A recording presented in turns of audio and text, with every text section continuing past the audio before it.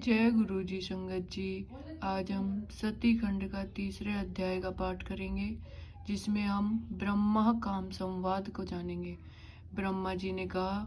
इसके पश्चात सब मरीचि आदि मुनियों ने उनका यह अभिप्राय जानकर उसका यथोचित नाम रख दिया।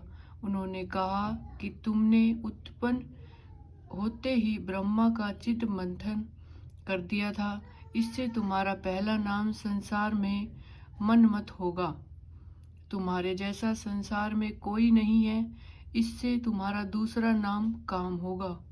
तीसरा मोहन से तुम्हारा नाम मदन, और चौथा कंदर्प इसलिए होगा कि तुम में बहुत अहंकार है। तुम्हारे समान कोई देवता पराक्रमी और सर्वव्यापक नहीं होगा। तुम्हारे लिए प्रजापति दक्ष एक सुंदर कामिनी स्त्री देंगे, जिसे ब्रह्मा जी उत्पन्न कर चुके हैं और जिस रूपवती का नाम संध्या है। यह सुनकर उस काम ने अपने 5 बाणों का नामकरण कर तुरंत उनका परीक्षण करना चाहा।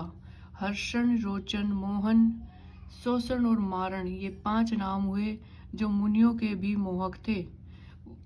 उसने इन 5 बाणों को मुनियों पर चला दिया।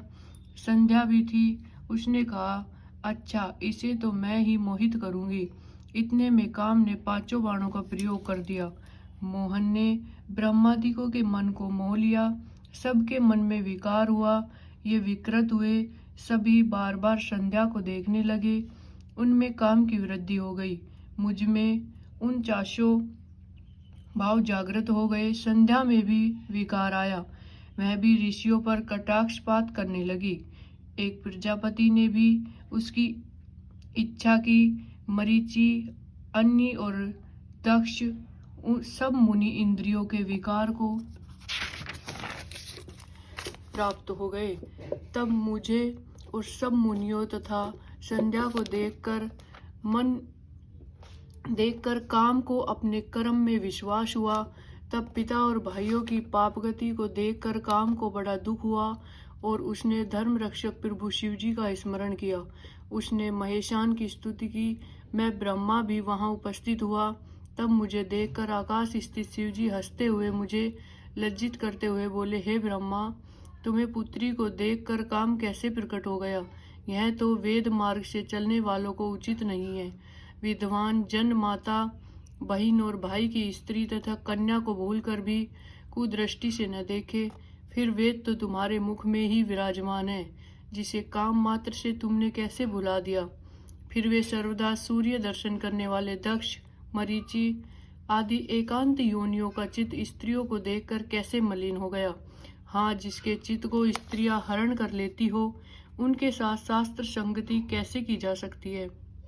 ब्रह्मा जी कहते हैं कि जब लोक पितामह शिव जी ने इस प्रकार कहा तो लज्जा के मारे क्षण भर में पसीने से भीगा रहा। मेरा विकार हट गया, परंतु मेरे शरीर से जो पसीना गिरा उससे पितृगणों की उत्पत्ति हो गई। 64,000 अग्निष्टवत्ता पितृगण उत्पन्न हुए। 86,000 बहिर्षद पितर हुए और दक्ष के शरीर से पसीना गिरा था, उससे सर्वगुण संपन्न एक कन्या उत्पन्न हुई, जो मुनियों के भी मन को मोहने वाली थी और जिसका लोक विख्यात नाम रति हुआ। उसे देख क्रतु आदि भी स्खलित हो गए और उनसे जो वीर्य भूमि पर गिरा, उससे अन्य पितरों की उत्पत्ति हुई।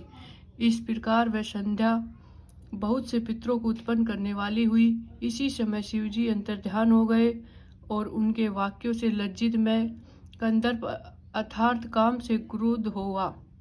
मेरे क्रुद्ध होते ही काम ने शीघ्र ही अपना बाण खींच लिया और मैं जलती हुई अग्नि के समान जलने लगा। उससे पीड़ित होकर मैंने तथा अन्य ऋषियों और प्रजापति ने काम को शाप दे दिया कि जा तू शिवजी के बाणों से भस्म हो जाएगा। यह सुन रति का पति कामदेव उसी क्षण अपना धनुष फेंक कर चरणों में आ गिरा और पूछा कि आपने मुझे ऐसा कठिन शाप क्यों दे दिया, क्योंकि आप लोग न्याय के अनुसरण करने वाले हैं। मैंने तो आपका कोई बिगाड़ नहीं किया।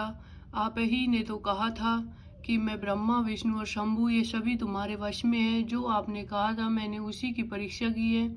हे जगत पिता, मैं निरपराध हूँ, मुझे ऐसा कठिन शाप क्यों देते हो?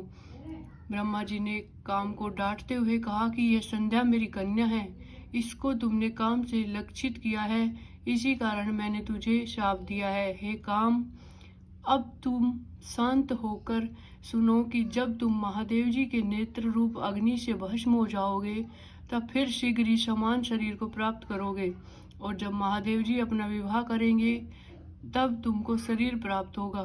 काम से ऐसा कहकर मैं लोक पिता में अंतर्ध्यान हो गया। सब मुनि और कामदेव भी अपने स्थान पर चले गए। ओम नमः शिवाय। शिवजी सदा सहाय। ओम नमः शिवाय। गुरुजी सदा सहाय। संगत जी, कल हम चौथे अध्याय का पाठ करेंगे, जिसमें हम काम विवाह का अध्ययन करेंगे। जय गुरु जी।